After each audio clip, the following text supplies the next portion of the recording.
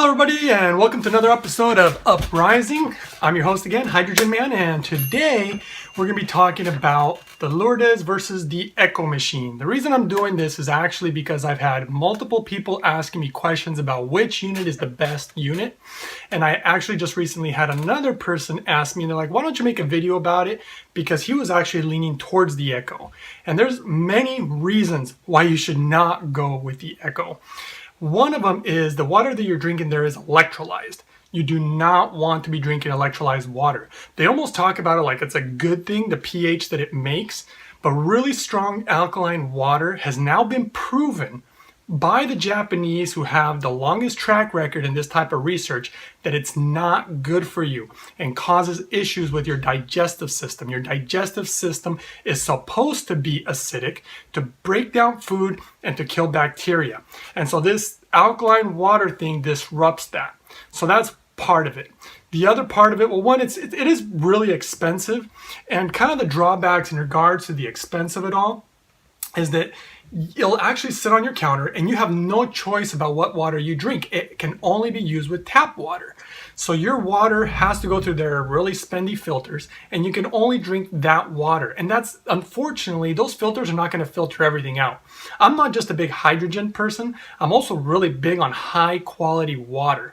And the only way that you can purify, well, let me give you some numbers. Water has over 2,000 known contaminants. That does not even include the contaminants that we don't know about. Pharmaceuticals and other nasty things in our water.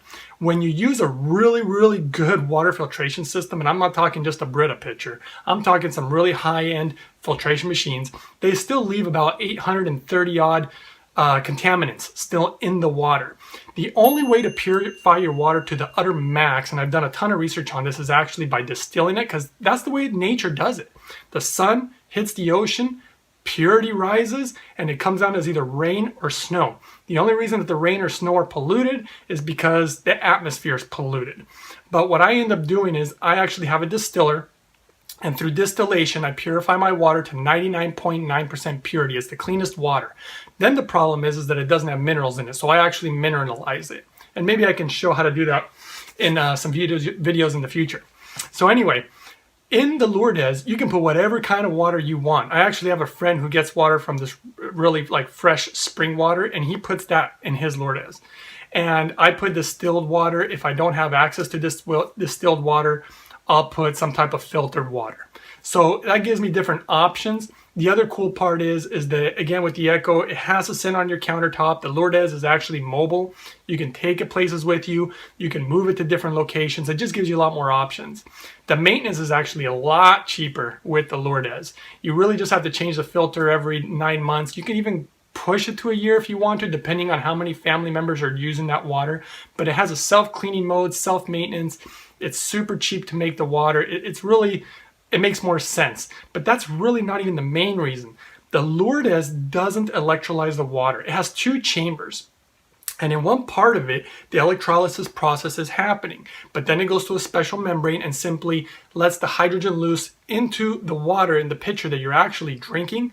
And that water is not electrolyzed. And that's really important, because what it does with the pH, it actually puts it at perfectly neutral or just a tiny bit alkaline. It's not extremely alkaline. It's literally perfect. And it's basically the pH that your blood really wants to be in. So that also makes much more sense than an Echo machine.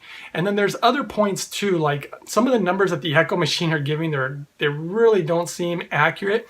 And when the water's flowing, they actually use larger bubbles. They don't make tiny nano bubbles the way that the Lourdes makes. So that's another part, because the hydrogen doesn't last very long. In fact, I was just watching a video from, what's that guy's name? There's some guy online who talks about hydrogen, and I'm trying to remember his name, but this guy promotes it a lot, some type of hydrogen foundation. And he's doing this video where he's showing the measurement of the amount of hydrogen they can make. I believe he's using a chemical reaction, specifically with magnesium. You don't want to drink that water. The Japanese have already shown now that that's not good for you either, but I won't go into that in detail. I just thought it was funny because the moment they made it, he was already like, okay, come on, let's hurry up and put the drops in. He was such in a hurry, because the truth is that the hydrogen leaves so fast. So you can get some large inflated number, and they do this a lot in the hydrogen world.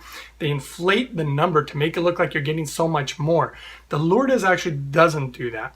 And I've measured these machines many times and they're very accurate. I've even actually measured them making more than what they claim.